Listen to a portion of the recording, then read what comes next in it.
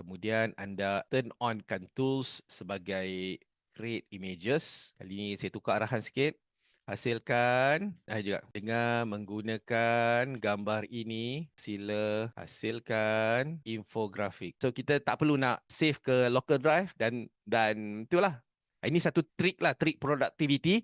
Ya, kalau anda nak cepat kan, kerja dengan cepat, salah satu cara kita nak repair dia adalah kita boleh copy benda ni.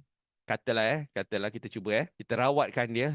Kalau kita ada satu gambar yang rasa kita macam kata bagus juga gambar ni, tapi sebabkan dia punya ejaan kadang-kadang tak cantik ke apa, salah satu cara kita nak rawat dia selain daripada kita mengulangi semula, kita gunakan fungsi dekat dalam Canva. Nama fungsi ni adalah nama dia dalam Magic Studio, nama dia Grab Text.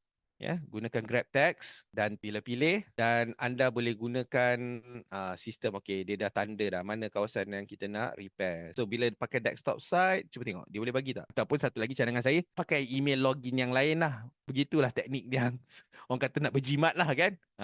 Tapi anda kalau tak nak tukar-tukar banyak email, belilah sikit. So anda minta sila hasilkan minit mesyuarat mengikut format seperti yang saya letakkan sebagai lampiran.